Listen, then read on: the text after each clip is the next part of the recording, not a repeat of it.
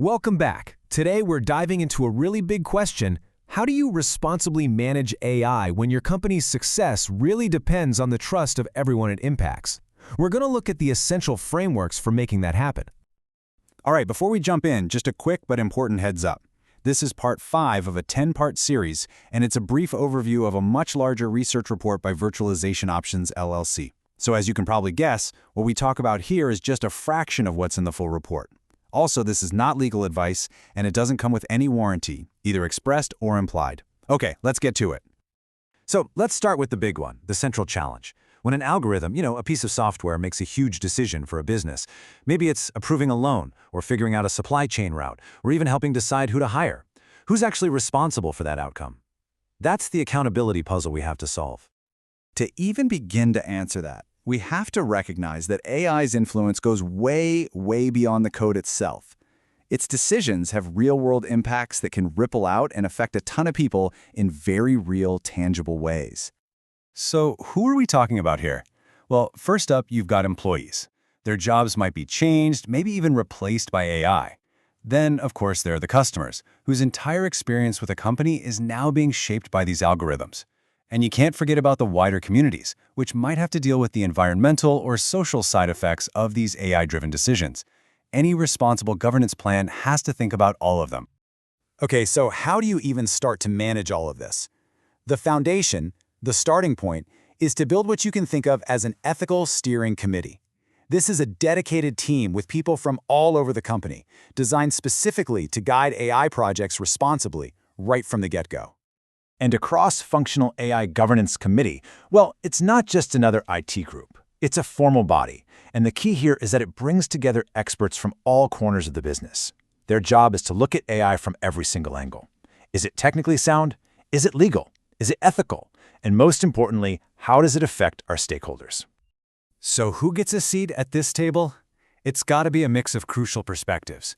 You absolutely need legal and compliance to make sure you're following the rules. You need IT to understand what the tech can and can't do. You need risk management to spot potential disasters before they happen. And you definitely need leaders from the business units who actually understand the day-to-day operations and how this stuff impacts customers.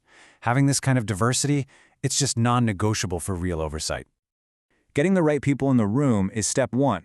Step 2 is giving them the right tools and the authority to act. This means creating really clear rules for AI, and then, and this is key, making sure those rules are followed not just on day 1, but continuously over the long haul. This whole process really stands on 2 main pillars. First, you develop your policy frameworks. Think of these as your rulebooks for AI ethics, for transparency, and for managing risk, and they're all tied directly to the interests of your stakeholders. The second pillar is implementing continuous monitoring. This means building systems that are constantly auditing your AI to check for things like fairness, bias, and whether it's complying with the law. And that brings up such a critical point. AI governance isn't a set it and forget it kind of thing. It's a living, breathing process. An AI model that's perfectly fair today might slowly develop biases as it chews on new data. Continuous monitoring is really the only way you're going to catch those emerging problems before they cause some serious harm. Okay, so we've talked about the who, the committee, and the what, the policies. Now let's get into the how. How does all this governance actually get put into practice? Well, it all comes down to 2 things: dedicated leadership and using established, structured frameworks to guide the work. Leadership is absolutely essential. You'll often see roles like a chief AI officer, who's in charge of making sure the whole governance plan is actually implemented. You might have an AI ethics officer, who focuses specifically on talking with stakeholders and making sure their voices are heard. And you need executive leaders to be that vital bridge between the super technical AI teams and the rest of the business.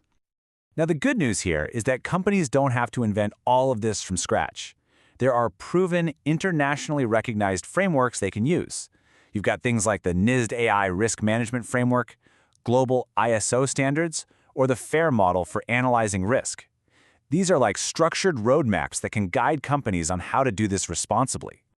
And when you put all this together, it leads us to the main takeaway of this whole discussion. All of these committees and policies and frameworks, they all serve one ultimate goal. Proactive governance is the bridge. It's the thing that lets a company take all the risks that come with a powerful technology like AI and turn them into an opportunity to build real, lasting trust with every single one of its stakeholders. So I'll leave you with this final thought to chew on. As AI gets more and more woven into everything we do, the question isn't if it will have a human impact. We know it will. The real question is, are we prepared to manage it? Is your organization ready? Thanks for tuning in.